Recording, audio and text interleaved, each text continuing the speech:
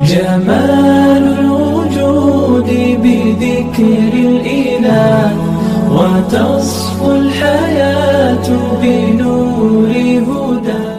بسم الله الرحمن الرحيم. نحمده ونصلي على رسوله الكريم. أما بعد، فأعوذ بالله من الشيطان الرجيم. بسم الله الرحمن الرحيم. سبحان الذي أسرى بعبده ليلا من المسجد الحرام إلى المسجد الأقصى الذي باركنا حوله لنريه من آياتنا إنه هو السميع البصير. صدق الله العلي العظيم. قال النبي صلى الله عليه وسلم: جعلت قرة عيني في الصلاة. وقال في موضع آخر: من أحدث في أمرنا هذا ما ليس منه فهو رد، أو كما قال عليه الصلاة والسلام. شب معراج کے تعلق سے یہ محفل سجی ہے. شب معراج کہتے کس کو ہیں؟ معراج کے معنی ہوتے ہیں ترقی کے، اور ہم یہ سمجھتے ہیں کہ معراج صرف آخری نبی جناب محمد رسول اللہ صلی اللہ علیہ وسلم کو عطا ہوئی، حالانکہ معراج سارے انبیاء کو عطا ہوئی، سارے انبیاء کی ترقی ہوئی. کس طریقے سے ہوئی؟ حضرت آدم علیہ السلام کی ترقی اور ان کی معراج ہوئی عرفات کے میدان میں. حضرت ابراہیم علیہ السلام کی معراج ہوئی آگ میں.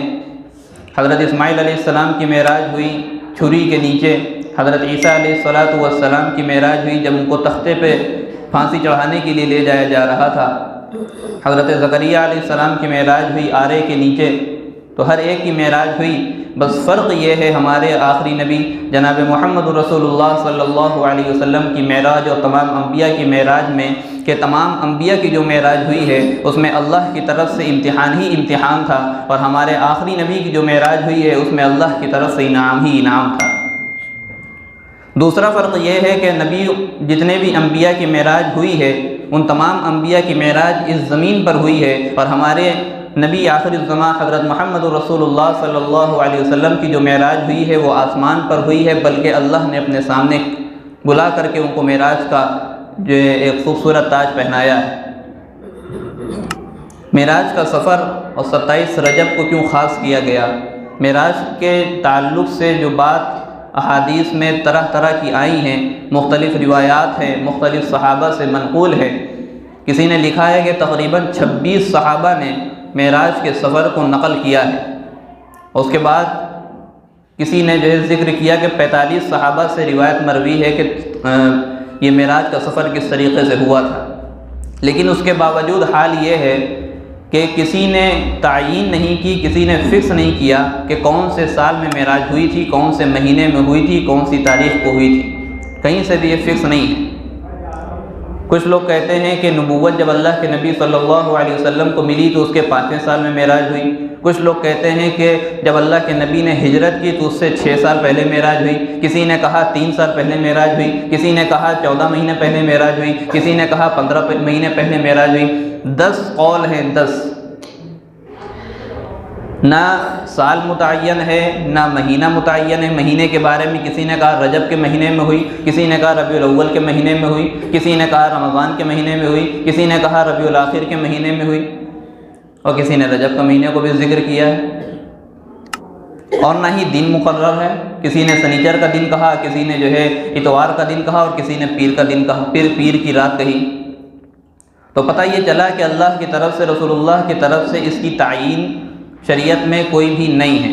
اب اس کے باوجود جب تعیین ہی نہیں ہے، اور اگر ہم مان لیتے ہیں کہ اللہ کے نبی صلی اللہ علیہ وسلم کو 5ویں سال میں معراج عطا کی گئی، نماز کا تحفہ دیا گیا، تو اس کے بعد تقریباً اللہ کے رسول اس زمین پر تقریباً 18 سال زندہ رہے. تو ان 18 سال میں اللہ کے رسول نے نہ کبھی روزہ رکھا 27 رجب کا، نہ اس رات میں رات بھر اٹھ کر کے نمازیں پڑھی، نہ لوگوں کو ترغیب دی، نہ صحابہ کرام کے 100 سالہ دور میں ان لوگوں نے ایسا کام کیا. صحابہ تابعین طبع تابعین کے دور میں انہوں نے بھی ایسی کوئی عبادت نہیں کی. تو اس چیز کو ہم نے اس شریعت میں زیادتی کر دی. اس چیز کے ذریعے سے ہم راتوں میں جگنے کو ضروری سمجھنے لگے، ہم 27 رجب کے دن کا روزہ رکھنے کو ہم سنت سمجھنے لگے. جو چیز شریعت میں نہیں ہے، سنت نہیں ہے، اس چیز کو سنت سمجھ کر اس پر عمل کرنا یہ بدعت ہے۔ اور اللہ کے رسول صلی اللہ علیہ وسلم کا صاف اعلان ہے کہ جو بھی شخص دین کے معاملے میں کوئی نئی چیز پیدا کرے گا وہ مردود ہے، وہ مردود ہے عمل۔ تو ہم کو ان تمام چیزوں سے جو نئی نئی چیزیں پیدا ہو گئی ہیں اس رجب کے مہینے میں 27 رجب کے تعلق سے، ان سے بچنا چاہیے۔ دوسری چیز سفر معراج ہے کیا، معراج میں ہوا کیا تھا، اس میں بھی بہت ساری احادیث ہیں جس کا نچوڑ آپ کے سامنے بیان کرنے کی کوشش کروں گا۔ اور آپ لوگ پریشان نہ ہوئیے گا کہ ہم نے تو دوسرے مولانا سے یہ سنا تھا اور آپ یہ بتا رہے ہیں۔ ہم نے بتایا کہ الگ الگ احادیث آئی ہیں، الگ الگ جو ہے اس میں ذکر کیا گیا ہے، لیکن خلاصہ کلام جو آخر میں نکلے گا وہ ایک ہی سب کا انشاءاللہ نکلے گا۔ اللہ کے رسول صلی اللہ علیہ وسلم ایک روایت کے مطابق ام ہانی ابن عبد المطلب کے گھر میں آرام فرما رہے تھے، اور ایک روایت کے مطابق کعبۃ اللہ کے حتیم جو حصہ ہے راؤنڈ گول ٹائپ کا بنا ہوا ہے اس میں آرام فرما رہے تھے۔ جبرائیل امین علیہ السلام آتے ہیں تو دیکھا ہمارے نبی سو رہے ہیں، آرام فرما رہے ہیں، ان کو اٹھایا کیسے جائے؟ تو انہوں نے سوچا کہ اللہ کے نبی کے تلوؤں کو چوم کر ان کو بیدار کیا جائے۔ یہ وہ جبرائیل امین علیہ السلام ہے جو تمام فرشتوں کے سردار ہیں۔ جب ہمارے آقا کے قدموں کو چوما تو اللہ کے رسول بیدار ہوئے، اس کے بعد آپ کے سینے کو چاک کیا گیا، دل کو نکالا گیا، سونے کے تشت میں زمزم کا پانی لایا گیا اور اس سے ہمارے آقا کے جو ہے دل کو دھویا گیا، جس میں جو ہے حکمت سے اس دلوں کو بھرا گیا، علم کی باتوں سے اس کو بھرا گیا۔ اس کے بعد پھر دل کو اسی جگہ پر رکھ کر کے اس کو صحیح کیا گیا۔ پھر ایک سواری آئی جس کا نام تھا براق، جو گھوڑے سے بتاتے ہیں کہ چھوٹی تھی اور گدھے سے تھوڑی سی بڑی سواری تھی۔ اس کا عالم یہ تھا کہ جہاں تک کہ نظر جاتی تھی وہاں تک کہ اس کا پہلا قدم جاتا تھا۔ اتنی زور سے اس نے جو ہے اپنا چلنا شروع کیا۔ اللہ کے رسول بھی اس پر سوار ہوئے، نبی اور جبرائیل امین علیہ السلام بھی اس پر سوار ہوئے۔ اس کے بعد پہنچتے ہیں بیت المقدس میں، جب جو فلسطین کے اندر ہے، دعا بھی کریں اللہ تعالیٰ اس بیت المقدس کو دشمنوں کے ہاتھوں سے آزاد فرمائے اور مسلمانوں کے قبضے میں آ جائے۔ مسلمان اس میں آزادی کے ساتھ نماز پڑھنے لگیں، دعا بھی کریں اس کے لیے۔ تو بہرحال بیت المقدس جاتے ہیں، وہاں جب حاضر ہوتے ہیں، انٹری ہوتی ہے تو وہاں دیکھتے ہیں بہت بڑی جماعت ایک تیار ہے، بہت بڑی جماعت ایک تیار ہے۔ اس کے بعد اللہ کے رسول، جب ظاہر سی بات ہے جب مسجد بھری ہوگی تو اللہ کے رسول نے چاہا کہ جہاں جگہ ہے سب سے پیچھے وہیں بیٹھیں، تو وہاں بیٹھنے کا ارادہ کیا تو جبرائیل علیہ السلام نے اشارہ کر دیا کہ آپ کو آگے بڑھنا ہے۔ وہ بڑھنے جب لگے تو وہ ان کا جو آخری مقام تھا وہ مصلی پہ جا کر کے رکے۔ اس کے بعد تمام انبیاء کرام علیہ السلام کو انہوں نے 2 رکعت نماز پڑھائی۔ کچھ لوگ کہتے ہیں تہجد کی نماز تھی، کچھ لوگ کہتے ہیں تحیۃ المسجد کی نفل نماز تھی۔ بہرحال تمام انبیاء کرام کو نماز پڑھائی۔ وہ سب کے سب انبیاء، جتنے بھی حضرت آدم علیہ السلام سے لے کے حضرت عیسیٰ علیہ السلام تک کے جتنے بھی نبی آئے تھے، تقریباً 1,23,999 سب کی جماعت وہ تیار تھی، اور اس کے امام کوئی اور نہیں ہمارے اور آپ کے آقا امام الانبیاء سید الاولین والآخرین جناب محمد رسول اللہ صلی اللہ علیہ وسلم تھے۔ اس چیز سے بتانے کا مقصد یہ تھا کہ یہ نبی صرف انسانوں کے نبی نہیں ہیں، یہ نبی صرف جناتوں کے نبی نہیں ہیں، یہ نبی درندوں کے بھی نبی ہیں، پرندوں کے بھی نبی ہیں، چرندوں کے بھی نبی ہیں، انسانوں کے بھی نبی ہیں اور جناتوں کے بھی نبی ہیں، نبیوں کے بھی نبی ہیں اور رسولوں کے بھی رسول ہیں۔ یہ دینا ایک پیغام یہاں پہ دینا تھا۔ اس کے بعد بہرحال 2 رکعت نماز پڑھاتے ہیں، امام الانبیاء کا لقب مل جاتا ہے، سید الرسل سید الانبیاء کا لقب مل جاتا ہے۔ اس کے بعد بتاتے ہیں کہ ایک آسمان سے ایک سیڑھی اتری، اور اس سیڑھی کی کیفیت کیا تھی یہ اللہ بہتر جانتے ہیں اور اللہ کے رسول زیادہ بہتر جانتے ہیں کہ اس وقت کی کیا سیڑھی تھی۔ آج ہم گمان لگا سکتے ہیں کس طریقے سے مال وغیرہ میں، ہاسپٹلس میں بڑے بڑے لفٹ ہوتی ہیں کہ زینے پہ کھڑا ہو جاتا ہے آدمی اور اس کو اوپر پہنچا دیتی ہیں کہ آپ اس تعلق سے کچھ ہو۔ بہرحال کوئی بھی لفٹ ہو تو اس پہ اللہ کے نبی سوار ہوتے ہیں اور سفر شروع کرتے ہیں پہلے آسمان کا سفر شروع کرتے ہیں۔ اب پہلے آسمان پر جب پہنچتے ہیں تو وہاں دستک دی جاتی ہے، جبرائیل امین دستک دیتے ہیں تو اندر سے آواز آتی ہے، فرشتوں کی جو ڈیوٹی لگی ہوگی انہوں نے پوچھا کہ آپ کون ہیں، تو بتاتے ہیں کہ میں جبرائیل امین ہوں۔ پوچھا یہ کون آیا تو بتایا گیا کہ یہ محمد رسول اللہ ہیں۔ بڑے ہی اچھے انداز میں تمام فرشتوں نے آپ صلی اللہ علیہ وسلم کا استقبال کیا، اور یہ جو جتنا بھی سفر ہو رہا ہے مکے سے لے کے بیت المقدس تک اور بیت المقدس سے لے کے پہلے آسمان تک، یہ صرف ایک رات کا سفر ہے، صرف ایک رات کا سفر ہے۔ سبحان الذی یسری بعبدہ لیلا من المسجد الحرام الی المسجد الاقصی الذی بارکنا حولہ۔ اللہ تعالیٰ فرما رہے ہیں کہ پاک ہے وہ ذات جس نے اپنے بندے کو راتوں رات کا سفر کرایا، بلکہ لیلا من المسجد الحرام، رات کے کچھ حصے میں سفر کرایا بیت اللہ سے بیت المقدس کی تک کے۔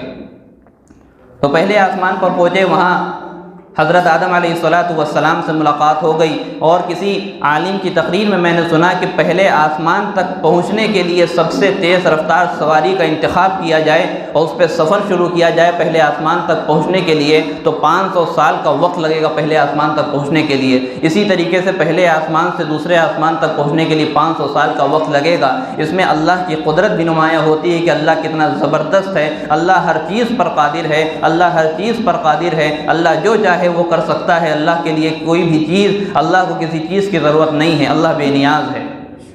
پہلے آسمان پر پہنچتے ہیں، حضرت آدم علیہ السلام سے ملاقات ہوتی ہے۔ دوسرے آسمان پر پہنچتے ہیں، حضرت عیسیٰ علیہ السلام سے ملاقات ہوتی ہے۔ تیسرے آسمان پر پہنچتے ہیں، حضرت یوسف یا حضرت یحییٰ علیہ السلام سے ملاقات ہوتی ہے۔ جب اور آگے جاتے ہیں چوتھے آسمان پر، تو حضرت ادریس علیہ السلام سے ملاقات ہوتی ہے۔ پانچویں آسمان پر جاتے ہیں، حضرت ہارون علیہ السلام سے ملاقات ہوتی ہے۔ چھٹے آسمان پر جاتے ہیں، حضرت کلیم اللہ حضرت موسیٰ علیہ السلام سے ملاقات ہوتی ہے۔ اور آخری آسمان پر، ساتویں آسمان پر جاتے ہیں تو حضرت خلیل اللہ حضرت ابراہیم علیہ السلام سے ملاقات ہوتی۔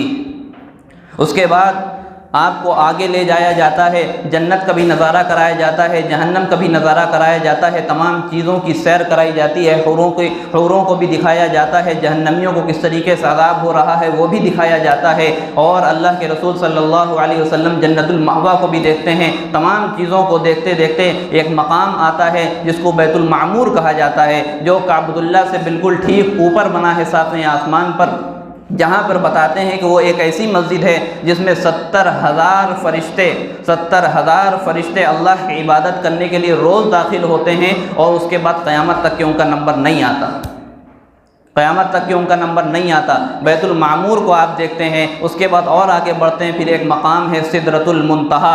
سدرۃ المنتہا یہ وہ مقام ہے جس کے آگے حضرت جبرائیل علیہ السلام کو جانے کی بھی اجازت نہیں ہے۔ اللہ کے اور سدرۃ المنتہا کے درمیان میں جو ہے نورانی پردے لگے ہوئے ہیں۔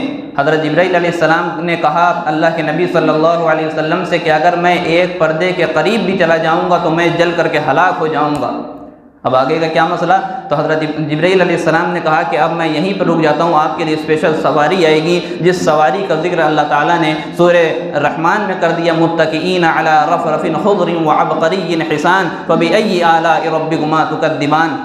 رفرف نامی ایک سواری اللہ کی طرف سے آتی ہے، ہرے کلر کا، ایک چادر کہہ لیں، گدا کہہ لیں، یا جو بھی اس کی جو ہے حیثیت ہوگی اللہ اس کے رسول زیادہ بہتر جانتا ہے۔ تو اس رفرف نامی سواری آتی ہے، اس پر اللہ کے رسول صلی اللہ علیہ وسلم بیٹھتے ہیں اور وہ اڑنا شروع ہوتی ہے، وہ سواری اڑتی رہتی ہے یہاں تک کہ اللہ کے سامنے ہمارے نبی جناب محمد رسول اللہ صلی اللہ علیہ وسلم کھڑے ہو جاتے ہیں، اور اللہ کے سامنے اللہ ہے، اس کے بعد اس کے سامنے اللہ کے سامنے ہمارے نبی ہیں، ہمارے آقا ہیں۔ اب بات کا سلسلہ کیسے شروع ہوگا؟ اب بات پہلے کون کرے گا؟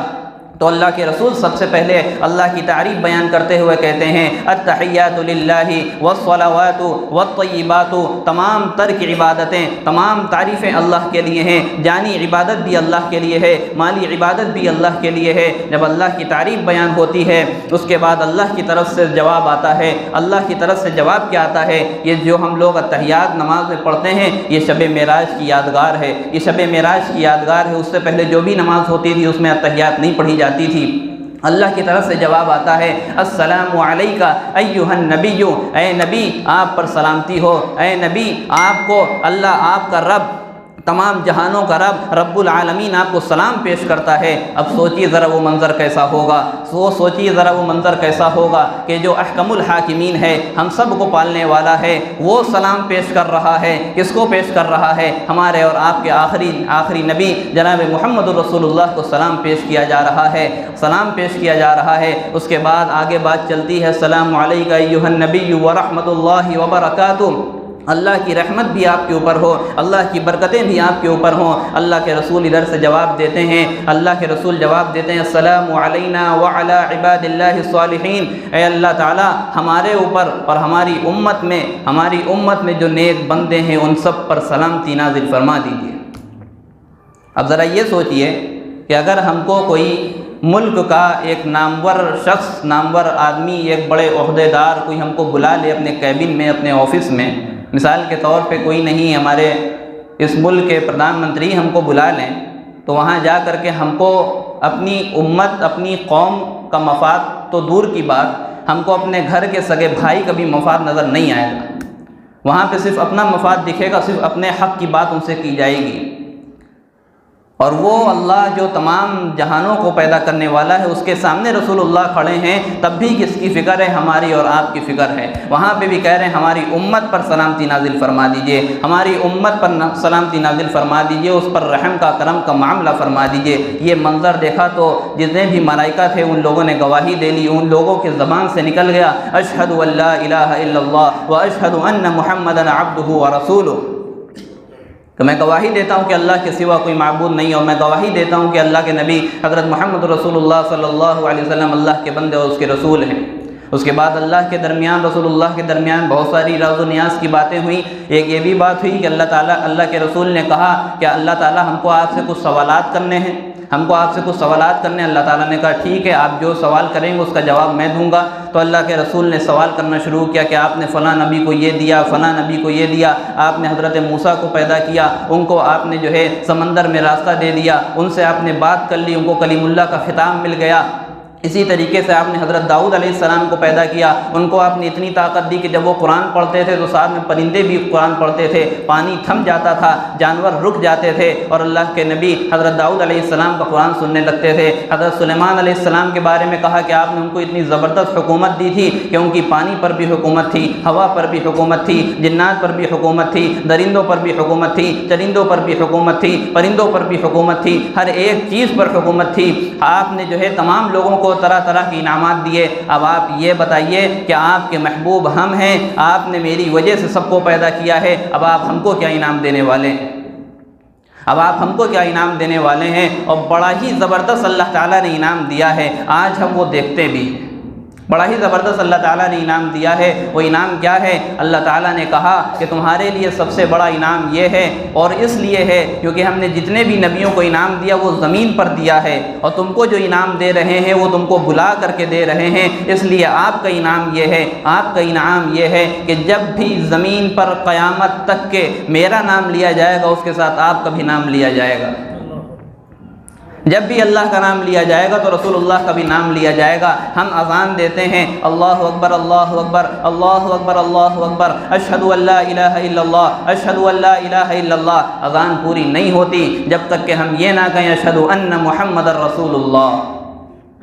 ہم نماز شروع کرتے ہیں، نماز شروع کرنے میں سب سے پہلی چیز جو ضروری ہے وہ تکبیر تحریمہ کا کہنا ہے، اللہ اکبر کہہ کے جو ہاتھ اٹھاتے ہیں، سب سے پہلا فرض، اس کے بغیر نماز نہیں ہوگی۔ اور جب ہم نماز مکمل کرتے ہیں تو آخری رکعت میں التحیات کا پڑھنا ضروری ہے، اس کے بغیر نماز مکمل نہیں ہوتی۔ جب کوئی التحیات پڑھے گا تو التحیات بھی پڑھے گا، اس کے بعد دوسرا کلمہ بھی پڑھے گا۔ جب دوسرا کلمہ پڑھے گا تو اس میں کہے گا اشہد ان لا الہ الا اللہ واشہد ان محمدا عبدہ ورسولہ۔ اور کہا اللہ تعالیٰ نے کہ جو آپ کا ہوگا وہ میرا ہوگا، اور جو آپ کا نہیں ہوگا وہ میرا بھی کبھی نہیں ہوگا۔ بہرحال اس کے بعد نمازوں کا تحفہ دیا گیا۔ کتنے وقت کی نماز دی گئی؟ آپ لوگ بھی بول دیجئے۔ 50 وقت کی نماز دی گئی، 50 وقت کی نماز دی گئی۔ اللہ کے رسول بہت بھولے تھے، اللہ کے رسول بہت سیدھے تھے، اللہ کے رسول صلی اللہ علیہ وسلم نے اس کو قبول کر لیا، اللہ کی طرف سے انعام ملا، تحفہ ملا، اس کو قبول کر لیا۔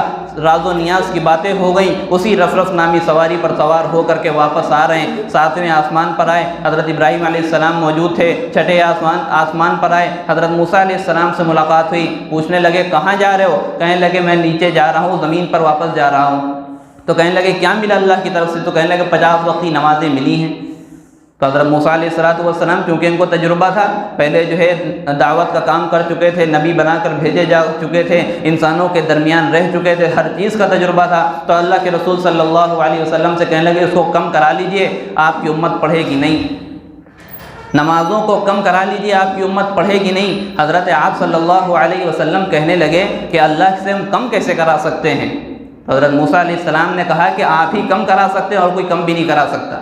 تو اللہ کے رسول صلی اللہ علیہ وسلم واپس جاتے ہیں اللہ کے پاس اور کہتے ہیں کچھ کم کر دیجئے۔ اللہ تعالیٰ کی طرف سے 5 نمازیں کم ہو جاتی ہیں، 45 ہو جاتی ہیں، پھر آتے ہیں حضرت موسیٰ علیہ السلام کہتے ہیں اور کم کرائیے، پھر واپس ہوتے ہیں۔ بہرحال کم 5 کم کرتے کرتے 40 ہوتی ہیں، 35 ہوتی ہیں، 30 ہوتی ہیں، 25 ہوتی ہیں، 20 ہوتی ہیں، 15 ہوتی ہیں، 10 ہوتی ہیں اور آخر میں 5 بچتی ہیں۔ پھر بھی حضرت موسیٰ علیہ السلام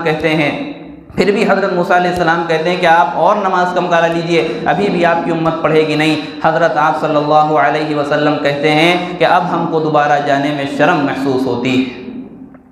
یہاں پہ سوچنے کا مقام ہے۔ جہاں آخری نبی جناب محمد رسول اللہ صلی اللہ علیہ وسلم کو نماز کم کرانے میں شرم محسوس ہو رہی تھی، آج وہی اسی نبی کی امت آج فجر کی نماز چھوڑ رہی ہے، آج ظہر کی نماز چھوڑ رہی ہے، آج عصر کی نماز چھوڑ رہی ہے، آج مغرب کی نماز اور عشاء کی نماز چھوڑ رہی ہے، اس کو شرم محسوس نہیں ہو رہی ہے۔ فجر میں پوچھو تو نیند آ رہی ہوتی ہے، آنکھ نہیں کھلتی ہے، ہم بستر پر رہتے ہیں، سجے چھوڑ جاتی ہے۔ ظہر میں پوچھو ہم کام پہ رہتے ہیں، عصر میں پوچھو تو چائے پی رہے ہوتے ہیں، مغرب میں پوچھو آفس سے لوٹ رہے ہوتے ہیں، کام سے لوٹ رہے ہوتے ہیں، عشاء میں پوچھو کیا مسئلہ ہوا تو پتہ چلا اپنے بیوی بچوں کے ساتھ کہیں گئے ہوئے تھے، اس وجہ سے نماز چھوٹ گئی۔ ہم کو شرم محسوس نہیں ہوئی؟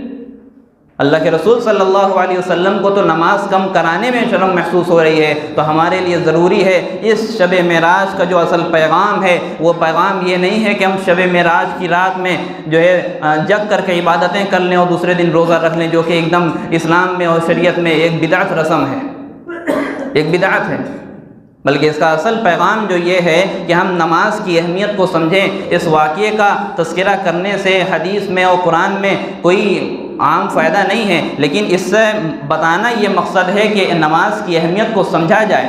اللہ تعالیٰ نے روزے کو فرض کیا، اس زمین پر کیا، اور اسی طریقے سے حج کو فرض کیا، اس زمین پر کیا، زکوٰۃ کو فرض کیا، اس زمین پر کیا، اور کلمے کو فرض کیا، اس زمین پر کیا، لیکن نماز کی اہمیت کو بتانے کے لیے، نماز کے مقام و مرتبے کو سمجھانے کے لیے اللہ تعالیٰ نے اپنے حبیب جناب محمد رسول اللہ صلی اللہ علیہ وسلم کو اپنے پاس بلا لیا اور وہاں نماز کا تحفہ عطا کیا ہے۔ اور موجودہ حالات میں اس سے ایک چیز اور سمجھ میں آتی ہے، اس سے ایک اور پیغام ملتا ہے کہ جس طریقے سے اللہ کے نبی مکہ مکرمہ میں تھے اور طرح طرح کی ان کو تکلیفیں دی گئی تھیں، طرح طرح کی تکلیفیں دی گئیں، اور ان تکلیفوں کے بیچ میں ایک عقل کو حیران کرنے والا واقعہ اللہ تعالیٰ نے یہ دکھا دیا کہ ایک ہی رات کے اندر اتنا لمبا سفر اللہ تعالیٰ نے جو ہے اللہ کے رسول کو کرا دیا، اور اس کے بعد نماز کا تحفہ بھی دے دیا۔ تو اس سے پتہ یہ چلتا ہے کہ حالات کا عدلنا بدلنا صرف اللہ کے ہاتھ میں ہے، اللہ کے علاوہ کسی کے ہاتھ میں نہیں ہے۔